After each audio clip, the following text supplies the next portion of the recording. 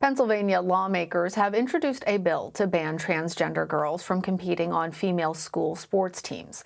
The, quote, Fairness in Women's Sports Act bans anyone assigned male at birth from competing with female players. The bill is the latest in a nationwide push to pass such legislation. Pennsylvania Governor Tom Wolf has said that he plans to veto the measure should it pass.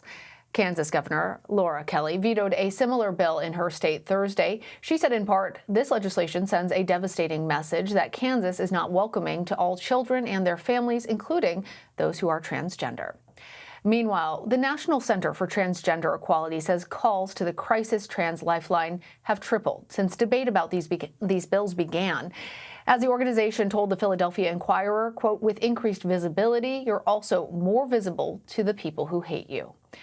To talk more about this is Lori Lindsay. She is a former member of the U.S. women's national soccer team and a current sports broadcaster. Lori, good to have you on the show. So the governor of Kansas called the transgender sports bill in her state unnecessary and discriminatory. Supporters, though, insist that it's protecting women's sports or girls' sports. What do you see as the core motivation really behind these laws?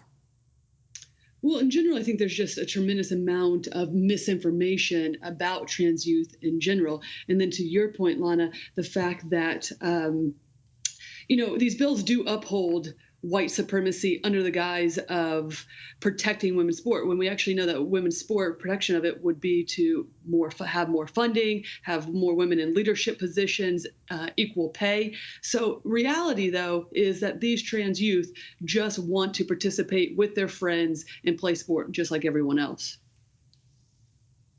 You wrote an op-ed piece for the Indy Star last summer. In it, you noted that high school is hard for everyone, but for transgender students, it comes with even higher risks when it comes to bullying and suicide. How can access to sports actually help them overcome these obstacles? Well, studies have shown that sport reduces the risk of depression. I know firsthand what life lessons I've learned. It's the gift that keeps on giving in terms of participating with your friends.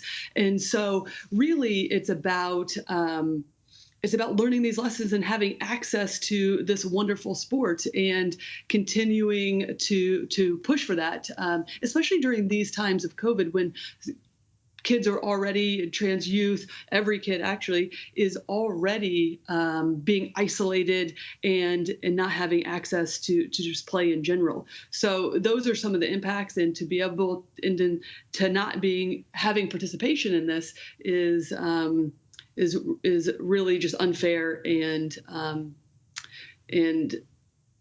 disingenuous, really.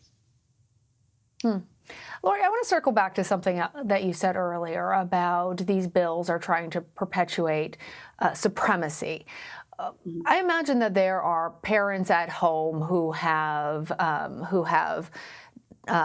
genetically, or who have daughters who were assigned a female gender at birth, that are concerned that their child is not going to get a fair shake in competing against other people, against a trans girl. And they're not thinking this is a supremacist position. How do you appeal to that parent who thinks that it's really just about the sports to see that there's actually a greater debate that this is a proxy for? Well, I mean, and it kind of goes back to what I was saying in general, that these youth just want to play sport, right? And to have access to that is exactly what we want to provide. I mean, I know firsthand what sport has given me, and for parents, there's a reason why we have 300 million people in this country, and we can really only point to two where youth have excelled to the elite level. It's not about coming in and taking over women's sport. It's about just having the access to the lessons that sport teach us, and that should be upheld across this country, because years ago we decided that discrimination is not right in this country, and that we need to continue to provide access, and that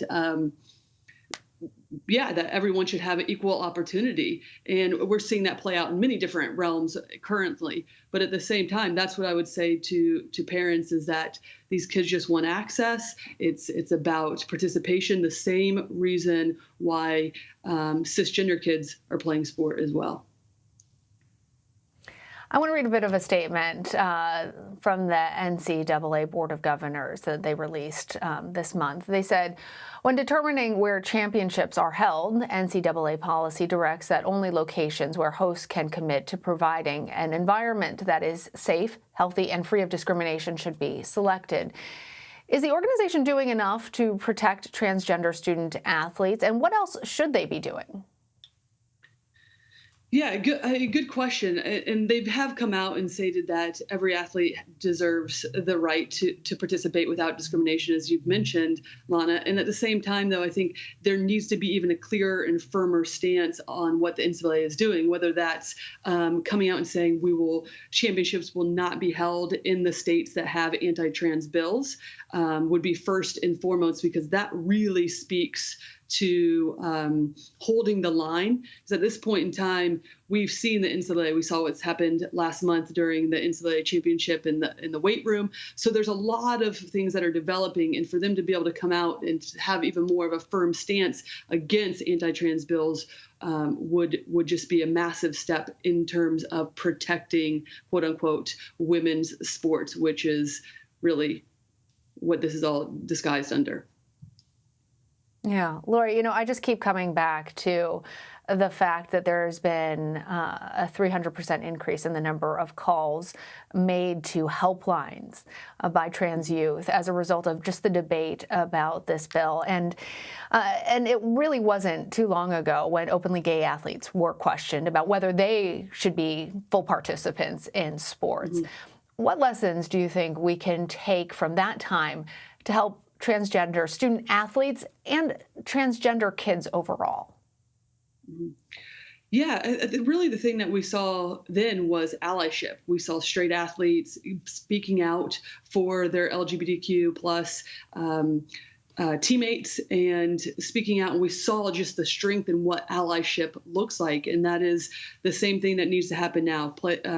Cisgender athletes speaking out, myself included, because that is what is going to help change. And that's why I personally feel the obligation, because this isn't about protecting sports. If it was about protecting women's sports, then we would see all these other things that I mentioned earlier, funding, more women in leadership positions, equal pay, and it wouldn't be such a fight. So it's about allyship, speaking out, and continuing to be informed on these topics. Lori Lindsay, thank you for being a part of the show. Thank you.